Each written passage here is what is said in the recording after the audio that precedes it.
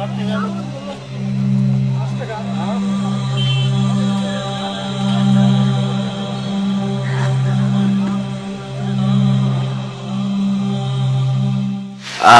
কত? 50 টাকা ভাইয়া। কানপুর থেকে নিউ বিল্ডিং করতে ভাড়া 50 টাকা? হ্যাঁ, ভাড়া 50 টাকাই। আমি 10 জনের কাছে শোনেন। হ্যাঁ, কি শুনবো? কি শুনবো? দৈনিক যা আশা করি ভাড়া 30 টাকা। এই না 30 টাকা। ভাই এমন করবেন না, সকাল থেকে একটা ভাড়াও মারতে পারিনি। তাই বলে আমি 50 টাকা দেবো নাকি? এখানকার ভাড়ায় 50 টাকা, আমি কি বেশি চাইছি নাকি? তুই আবার কথা বলতেছিস? ভাড়া তো 30 টাকা, রাখ 30 টাকা রাখ। তা আপনি গায়ে হাত দিয়েছেন কি করতে? 30 টাকা রাখ ধর। এই হচ্ছে এখনকার উচ্চ শিক্ষা, এরা মানুষকে মানুষই মনে করে না।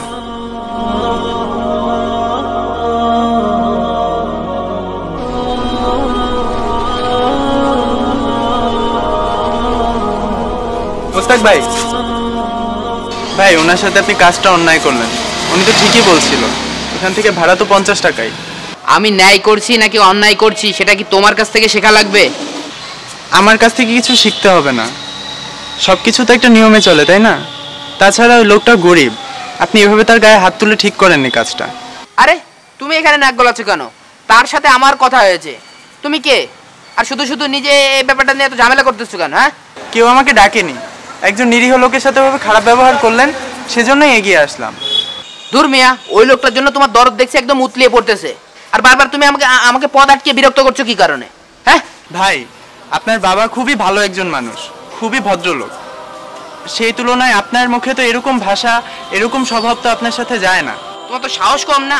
আমার ফ্ল্যাটে থেকে তুমি আমার ব্যক্তিগত ব্যাপার নিয়ে তুমি কথা বলো? তোমার এত সাহস আছে কোথা থেকে? হ্যাঁ, যাও তোমার কাছে যাও।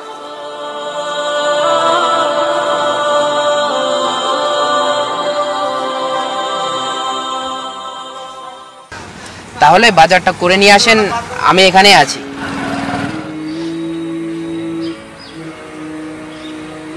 খোকা, তুইও চল আমার সাথে, বাজার করাটা শিখে নিবি। ও সব ছোট লোকই কাজ আমি করতে পারবো না। আর তাছাড়া বাইরে প্রচুর গরম পড়তেছে, আমি এসির ভিতরেই ঠিক আছি।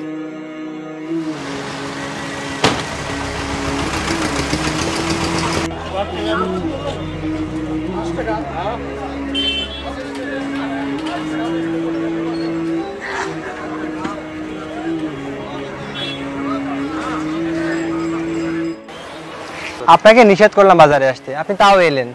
এখন পানি কাদার মধ্যে গরমে আপনার কষ্ট হচ্ছে না? আরে না রে বাবা, আমার এসবে অভ্যাস আছে। সারাদিন একা বাড়িতে বসে কি ভালো লাগে? ভালো লাগাতে হবে, এখন আমরা বড় হয়ে গেছি, আপনি কেন কষ্ট করবেন? এই নিন, মাছগুলো নিয়ে আপনি বাসায় চলে যান, আমি বাকি বাজার করে নিয়ে আসছি। কাঁচা মরিচ আর মিষ্টি কুমড়া নিতে বলেছে তোর আম্মু। আচ্ছা ঠিক আছে, রোদে দাঁড়িয়ে না থেকে আপনি বাসায় যান, আমি নিয়ে আসবো ইনশাল্লাহ।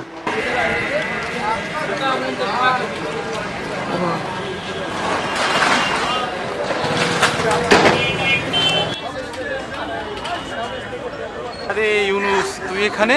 অবশেষে আবার এই শহরেই ফিরে এলাম। তা কেমন আছিস? আলহামদুলিল্লাহ, এই তো ভালোই আছি। তা তোর কি খবর? এই তো বাজার করতে আসলাম। বাসার সবাই কেমন আছে? সবাই ভালোই আছে। তোর ব্যবসা বাণিজ্য কেমন যাচ্ছে রে? সবই এখন দুই ছেলে মিলেই সামলাই, আমার আর ওদিকে যাওয়া লাগে না। ওরা পড়াশোনা করছে না? বড় ছেলের বিএসসি শেষ, আর ছোট ছেলে এবার মাওলানা পাশ করলো। বলছে ইফতা করতে মদিনায় যাবে। কি করব ভাবছি। মাদ্রাসা লাইনে এত লেখাপড়া করে কি হবে? জ্ঞান অর্জন করলে বৃথা যায় না, আর ও তো অনেক মেধাবী ছাত্র, আমার অত সামর্থ্য নেই। যাই হোক, তোর মুস্তাকের কি খবর? ও তো ভার্সিটির উচ্চ ডিগ্রি শেষ করে বড় চাকরি করছে, পাশাপাশি তার পিএইচডিও চলছে। বিয়ে শাদী করেছে? না, কয়েকটা বছর যাক, অফিস থেকে গাড়িটা পেলো, বাড়ি পেলে ওখানেই সেটেল হবে। আলহামদুলিল্লাহ, এটা তো ভালো কথা, কিন্তু ও বাসায় সেটেল হলে তুই তো একা হয়ে যাবি। সে যা হয় হবে। তা তুই কি বাজার করলি? এই যে ছোট ছেলে মাছ কিনে দিল, এটাই বাসায় নিয়ে যাচ্ছি, বাকি বাজার ঘাট সেই করে নিয়ে আসবে। তা বাজার ঘাট ছেলেরাই করে নাকি? হ্যাঁ, আমাকে তো বাজারে আসতেই দেয় না, বলে আপনার এত কষ্ট করতে হবে না, আমরা আছি তো। লিয়াকত কেমন আছে? হ্যাঁ, ও তো মারা গেছে, তুই জানিস না? ইন্না লিল্লাহি ওয়া ইন্না ইলাইহি রাজিউন। না তো, কবে মারা গেল? এই তো মাস তিনেক হবে। ঈসা মাস্টারও মারা গেছে। এই কদিনই এত কিছু হয়ে গেছে? ও খলিল চাচা কেমন আছে রে? ওনার শরীর খুব একটা ভালো না, আমি দেখতে গেছিলাম।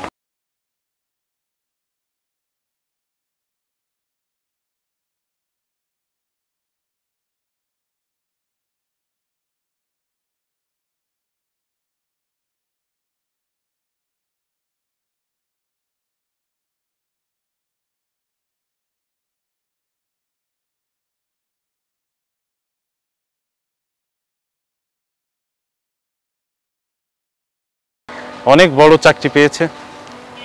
ইতোমধ্যে ইউসুফ তার বাকি বাজার শেষ করে ফিরে আসছিল। সে দেখে তার বাবা এখনো বাসায় যায়নি, তাই সে বাবাকে জিজ্ঞাসা করে, এখনো বাসায় না গিয়ে আপনি এখানে দাঁড়িয়ে রয়েছেন? ও ইউসুফ, এটা তোমার আঙ্কেল হয়, আমার ছোটবেলার বন্ধু। আসসালামু আলাইকুম আঙ্কেল, ভালো আছেন? ওয়ালাইকুম আসসালাম। হ্যাঁ এই তো বাবা, ভালো আছি। তুমি কেমন আছো? এই তো আলহামদুলিল্লাহ, আমি ভালো আছি। আপনার বাসার সবাই ভালো আছে? হ্যাঁ বাবা, সবাই ভালো আছে। এই হচ্ছে আমার ছোট ছেলে ইউসুফ। হ্যাঁ মাশাআল্লাহ, তুমি তো অনেক বড় হয়ে গেছে দেখছি। কি যে বলেন আঙ্কেল, সন্তান কখনো বড় হয়? এটা আমাকে দিন, আপনার কষ্ট করতে হবে না। আরে না রে পাগল, আমার কষ্ট হচ্ছে না। আমাকে দেন, আমি বাসায় নিয়ে যাচ্ছি। আপনি আরামে দাঁড়িয়ে নিশ্চিন্তে আঙ্কেলের সাথে গল্প করেন। আঙ্কেল আমি আসি, আসসালামু আলাইকুম। ইউসুফ বাজার নিয়ে চলে যাচ্ছে। ইসাক সাহেব বাকরুদ্ধ অবস্থায় দাঁড়িয়ে সেটা দেখছে। ইউসুফের ব্যবহারে তিনি মুগ্ধ এবং নিজের ছেলের ব্যবহারে তিনি লজ্জিত। তিনি ভাবতে থাকেন, তার সন্তান উচ্চ শিক্ষিত হলেও এত সুন্দর ব্যবহার তিনি কখনো পাননি। না জানি ভবিষ্যতে কি অপেক্ষা করছে তার জন্য। প্রকৃতপক্ষে সুন্দর ব্যবহার নির্ভর করে সঠিক শিক্ষার উপর। উচ্চশিক্ষাই সবকিছু নয়, নৈতিক শিক্ষাই প্রকৃত শিক্ষা। তাই সন্তানকে উচ্চ শিক্ষিত করার পূর্বে নৈতিক শিক্ষায় শিক্ষিত করুন।